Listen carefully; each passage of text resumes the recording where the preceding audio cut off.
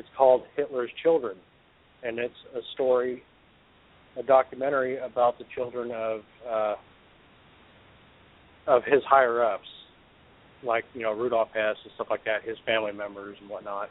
And Eldad Beck is actually in this with Rainier Hess, which is the grandfather of the infamous death camp Auschwitz. It was Rudolf Hess.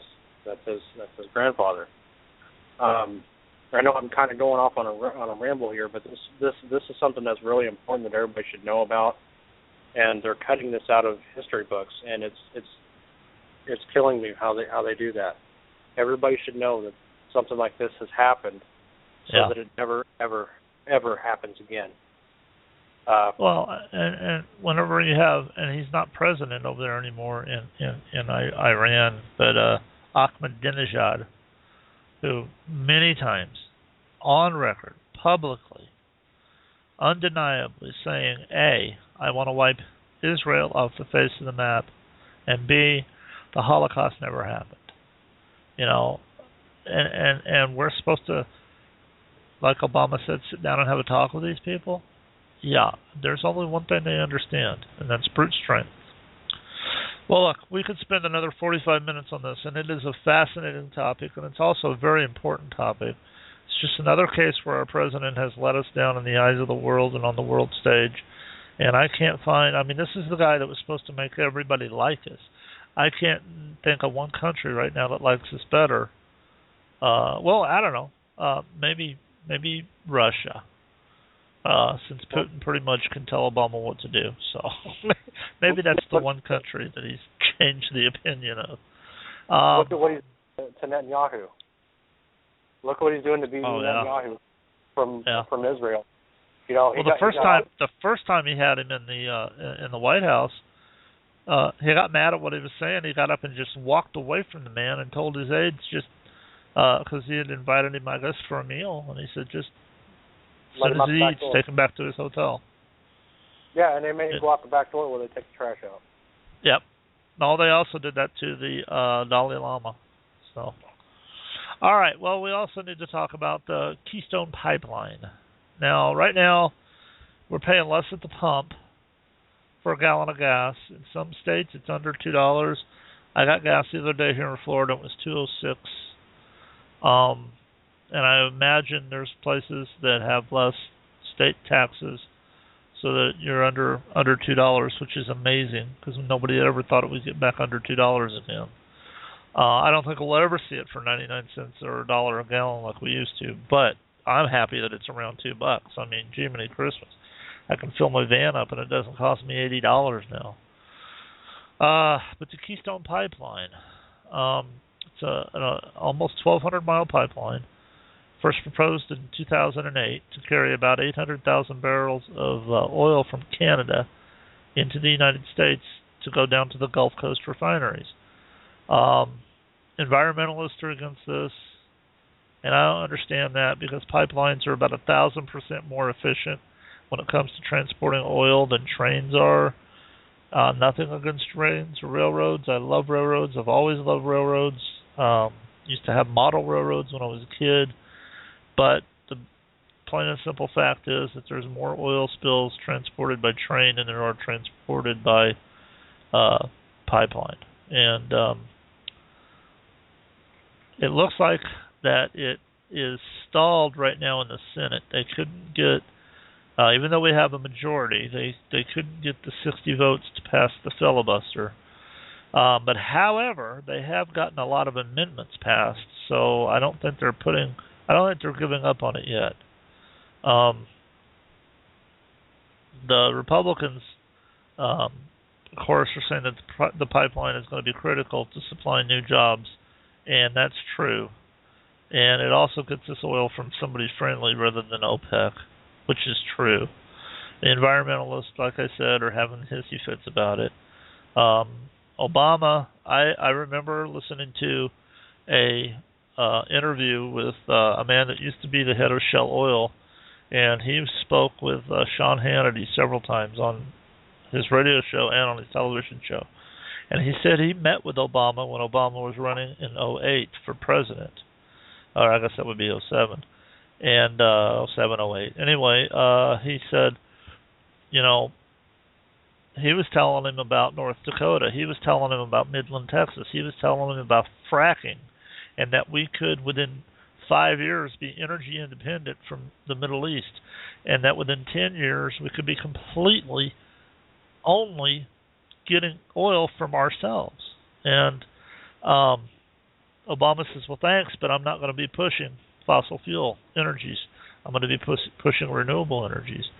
And the man from Shell Oil said, well, that's great, but why don't we do, it makes sense to do this to get that price of oil down, to get the price of gasoline down, and then you can concentrate on, and Obama just turned his back on it and walked away. He's just rude as hell.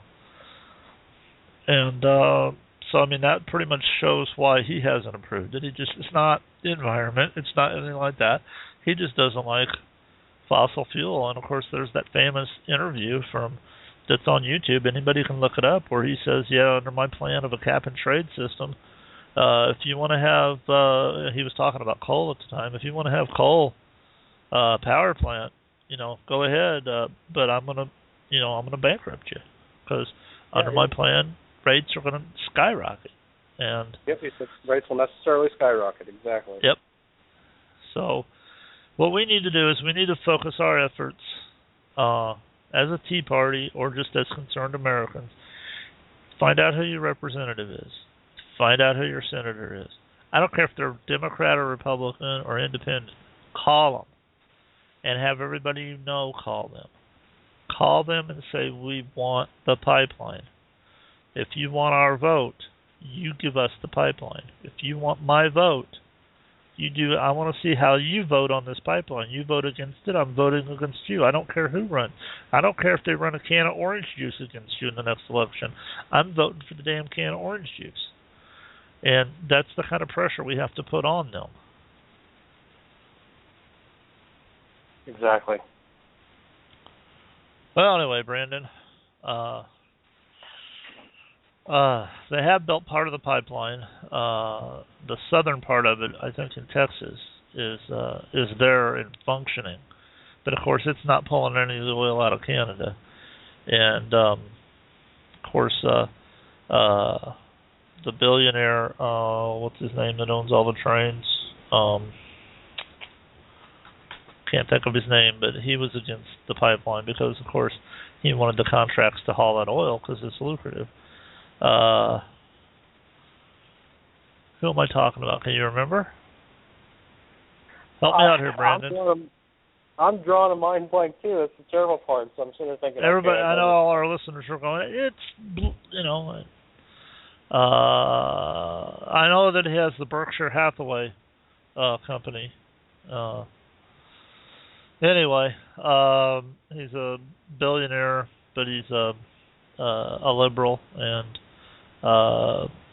he's been leading the fight against that Keystone Pipeline.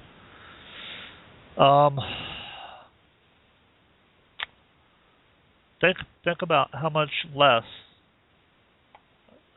a barrel of oil would be, and therefore how much more affordable gasoline at the pump would be. If we get this pipeline going through, plus all the jobs it's going to create. You're going to have thousands and tens of thousands of jobs building it. You're going to have thousands of jobs maintaining it, because they don't just put these pipelines up and then never ever go mess with them. They X-ray the welds constantly. They're always making sure that they pass maintenance. They're always making sure that they're not leaking. And I remember seeing pictures of the Alaskan pipeline, and you'd see animals, because that oil, as it goes through that pipeline, it's warmer, it's heated up a little bit, and just the fact of it moving through the pipeline, the friction does warm it up. And I remember seeing pictures of the wildlife huddled up around the pipeline because it was warm and they were getting warmth off of it. So I mean, it doesn't hurt the environment, and it helps our economy. So, well, we covered a lot of ground tonight, Brandon. We covered Auschwitz. the Keystone Pipeline, the deficits from Obamacare, the ridiculous rules of engagement. We talked about guns. The only thing I didn't get to talk about was an article that I read, and I'll hold that for next week, and it's in your wheelhouse. It's about guns and kids and teaching kids about guns. Now, you are the state, not director, the state, help me out here, for GRAA. Gun Rights Across America, yes. Yeah, you are the state, what's your title? State coordinator? State coordinator for the state of Illinois. All right, for the state of Illinois. Now, you marched on the state capitol, right? And this was in the run-up to getting them to allow concealed carry? Yes. I actually sat in on a couple of the sessions and stuff like that and listened intently, of course. Yeah. And actually coming up here in March, if anybody wants to join us, I'm trying to bring up the information right now. We will be at the state capitol under the Lincoln Monument. Oh, wow. I'm trying to bring up the information for you. But we'll definitely go into that in detail next week. And now you were in the gallery as they were debating the legislation that became the concealed carry law. Yes. What's it like? Real quick, we got like 2 minutes left. What's it like just watching that process go on? Well, what comes to mind there for a little bit, especially when it comes to the concealed carry law, was watching Dumb and Dumber. But it's actually interesting to see them talking and debating back and forth and saying, hey, this is what it's got to be like, and then you have another guy, he just jumps up and he's like, no, that's it, and they go back and forth for a long time. I was actually sitting there looking on the rail going, wow, this is how it's done. Sign me up. All right. Well, look, we'll talk about that more next Tuesday. This has been Don King and Brandon Gatton. Liberty2Go, Freedom Radio, and Blog Talk Radio on the Rat Network. And we'll see you next week. Say goodbye, Brandon. I'm out of here. Adios.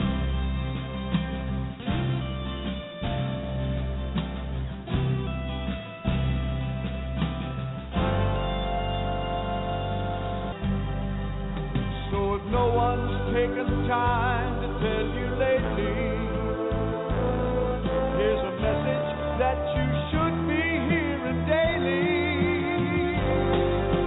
Thank you, Army troops in tan and green, Navy, Air Force, and Marines.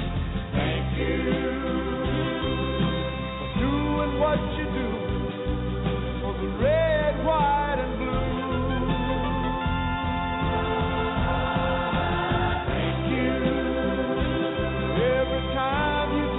Is to keep us safe from harm and to keep this country